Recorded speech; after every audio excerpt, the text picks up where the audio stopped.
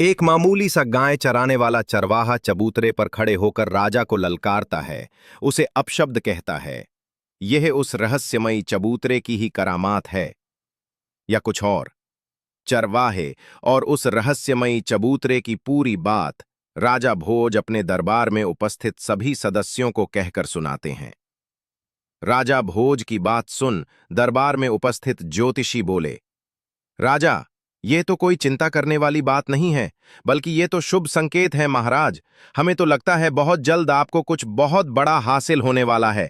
ज्योतिष की बात सुन राजा भोज हैरानी के साथ खुश भी हुआ।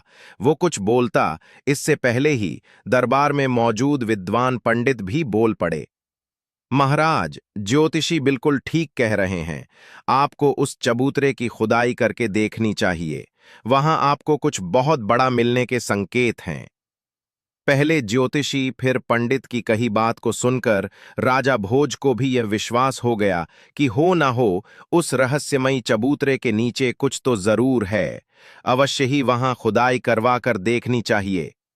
राजा ने तुरंत अपने राज्य के सभी बेलदारों को वहां जाकर खुदाई करने के निर्देश दिए और खुद भी आपलगेज अपने मुख्य सलाहकारों के साथ बड़ी दिलचस्पी लेकर उस चबूतरे के पास पहुंच गया। खुदाई करते करते जब मजदूरों ने मचान वाली जगह को अंदर तक गहरा खोद दिया, तब एक सोने का पाया नजर आया। सोने के पाए को देख राजा भोज की आंखें चमक उठीं। उसने मजदूरों को सख्त हिदायत दी कि अब आगे की खुदाई बड़े ध्यान से की जाए।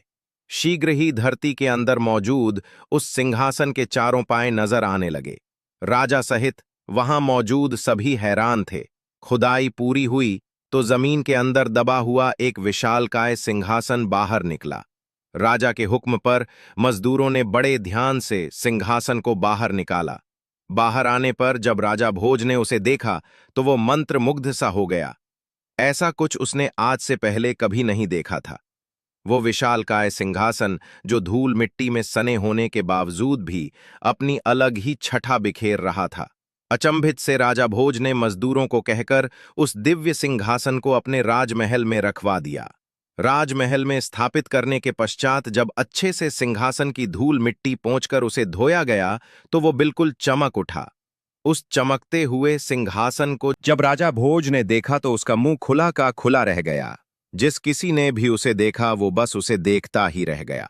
उसकी चमक ऐसी थी कि उसे एक नजर देखे तो आंखें चौंधियां जाएं। वो विशालकाय सिंहासन किसी अजूबे से कम नहीं लग रहा था। ऐसा लग रहा था जैसे उसे किसी कारीगर ने नहीं, बल्कि खुद उस ईश्वर ने तराश कर अपने लिए